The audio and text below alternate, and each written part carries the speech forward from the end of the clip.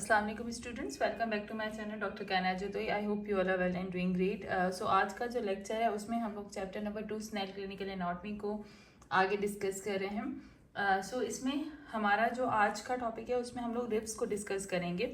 Ribs बेटा बहुत important है और आपके लिए मोर देन इनफ है अगर आप स्नेल से ही रिब्स के इस पोर्शन को कवर कर लेते हो। और FCPS में भी आपका यही आता है, MBBS के आपके जो एनाटॉमी का द पेपर होगा उसके अंदर भी यही आता है। हर लेवल पे आपके पास रिब्स की सेम ही बातें आपके पास आएंगी और जो आपके पास स्नेल है यही मोर देन इम्पॉर्टेंट है। अच्छा, अब अगर हम रिब्स की बात करते हैं तो बेसिकली आपने ये अपने माइंड में रखना है कि रिब्स जो होती हैं उनके टोटल 12 पेयर्स होते हैं। ठीक है, ये पोस्टीरियरली आपके पास किससे अटैच्ड है? थोरेसिक वर्टिब्रा से। आपने ये पॉइंट अपने दिमाग में रखना है, ठीक है, कि आपके पास क्या है कि इसकी रिब्स के कितने पेयर्स हो गए हैं? 12 पेयर्स होते हैं। पोस्टीरियरली आपके पास थोरेसिक वर्टिब्राए से हैं, मैं डायग्राम में भी दिखा देती हूँ। अब ये जो आपके पास रिब्स हैं और आप एंटीरियरली देखते हो तो हमने जैसे पढ़ा था पूरा जो एक फ्रेमवर्क थोरेसिक केज पढ़ा था, तो आपने देखा था कि स्टर्नम के साथ एंटीरियरली ये अटैच्ड हो रहे थे कॉस्टल कार्टिलेजेस के थ्रू। तो आपने ये सिर्फ माइंड में रखना है। अब जो रिब्स है ना, इनकी कैटेगरीज होती हैं, ठीक है, इनको 3 कैटेगरीज के अंदर डिवाइड किया गया है जो आपसे पूछा भी जाता है।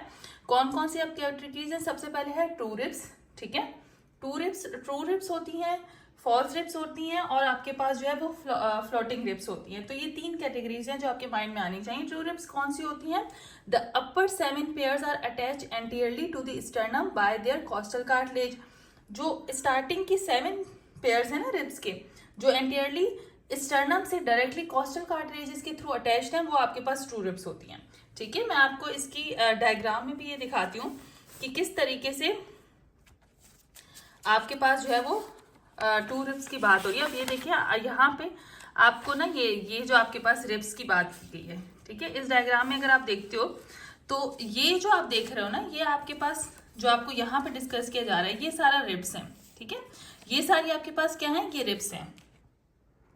ये जो आपके पास स्ट्रक्चर है ना, ये स्ट्रक्चर आपको किसका दिया जा रहा है? ये रिब्स का स्ट्रक्चर दिया जा रहा है। ठीक है, अब यहाँ पे बेटा आप अगर इस डायग्राम में आप देखते हो तो ये जो आपके पास रिब्स हैं, ये रिब्स जो है स्टार्टिंग की 7 पेयर 1 2 3 4 5 6 है, ये स्टार्टिंग के जो 7 पेयर्स हैं, ठीक है, ये कॉस्टल कार्टिलेजेस के थ्रू, ये ब्लू वाली जो लाइनिंग है ये कॉस्टल कार्टिलेजेस है। इन कॉस्टल कार्टिलेजेस के थ्रू ये डायरेक्टली बॉडी ऑफ स्टर्नम से आपके पास क्या है? ज्वाइन हुए हैं। ठीक है, सो ये आपके पास जो स्टार्टिंग के 7 पेयर्स हैं ये आपके पास ट्रू रिब्स कहलाती हैं। ये अपने माइंड में आपने याद रखना है। फिर उसके बाद ये जो 8 9 एंड 10 है, ये लास्ट वाली 3 जो हैं, ठीक है, अब ये देखो इनके जो तीनों के कॉस्टल कार्टिलेजेस निकल रहे हैं ना, ये तीनों जाके 7th रिब के साथ मिल रहे हैं और फिर 7th रिब के थ्रू ये स्टर्नम के साथ अटैच हो रही है। तो ये आपके पास कौन से रिब्स हैं? ये फॉल्स रिब्स हैं। 8 9 एंड 10, 8 9 एंड 10 जो पेयर्स हैं, मीन्स के इस साइड की भी आप देखें वहां की भी, तो ये दोनों पेयर्स हो गए। तो ये जो 8 9 और 10 है ये 7th कॉस्टल कार्टिलेजेस के थ्रू ये अटैच होते हैं स्टर्नम से। सो ये आपकी कौन सी रिब्स हो गई? फॉल्स रिब्स हो गई।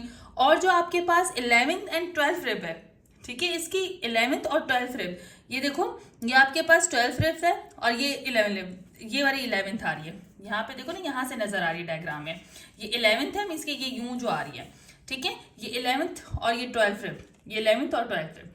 तो ये जो 11th एंड 12th रिब्स हैं ये आपके पास कौन सी रिब्स हैं? ये बेसिकली आपके पास फ्लोटिंग रिब्स हैं। ठीक है, सो ये डायग्राम आपके माइंड में होनी चाहिए। ये वाली जो पूरी डायग्राम है, ये पूरी डायग्राम आपके, ठीक है, ये आपके पास थोरेसिक केज की ये डायग्राम आपको इंपॉर्टेंट है जो आपको आनी चाहिए कि ये आपकी रिब्स हैं।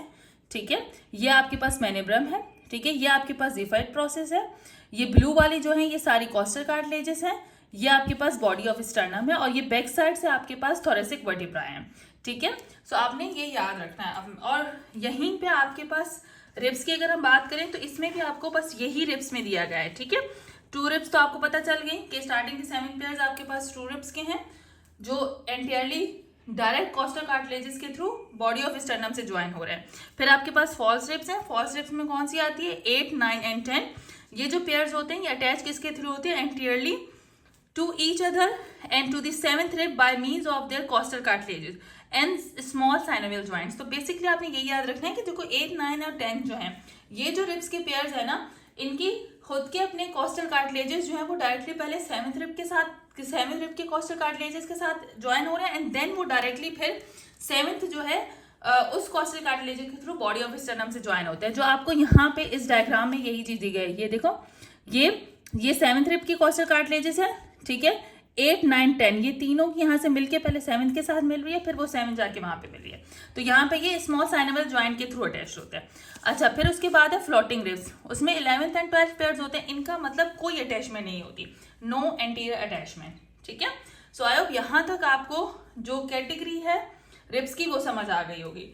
इसमें कोई भी चीज रटनी नहीं है आपने, ठीक है।